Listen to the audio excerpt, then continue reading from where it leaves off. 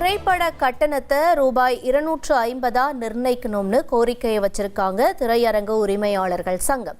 விவரங்களை செய்தியாளர் மணிகண்டன் வழங்கிட கேட்கலாம். மணிகண்டன், இவங்களுடைய இந்த கோரிக்கை தொடர்பான நிலவரம் என்ன? தமிழ்நாடு முதலமைச்சர் பல்வேறு தரப்பட்ட நிர்வாகிகளும் அதே போல தொழில்துறையினரும் சந்தித்து வருகின்றனர். அந்த வகையில் தமிழ்நாடு திரையரங்க உரிமையாளர் சங்கத்தினர் மற்றும் தமிழ்நாடு மல்டிபிளெக்ஸ் திரையரங்க உரிமையாளர் சங்கத்தினர் முதலமைச்சரை சந்தித்து பல்வேறு கோரிக்கைகளை வைத்திருக்கின்றனர். திரைப்படத்திற்கான கட்டணத்தை 250 ரூபாயாக நிர்ணயிக்க வேண்டும் என்பது ஒரு பிரதான கோரிக்கையாக இருப்பது.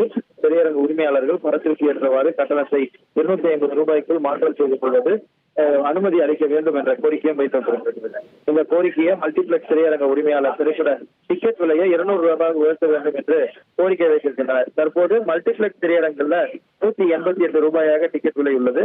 திரைப்படங்களுக்கு விதிக்கப்படும் உள்ளூர் பொழுதுபோக்கு வரியை நீக்க வேண்டும், திரையரங்க புதுப்பித்தல் அனுமதி ஜிபாம் அனுமதிக்க வேண்டும் உள்ளிட்ட 10 கோரிக்கைகள் முதலமைச்சரிடம் முன்வைத்திருக்கின்றனர்.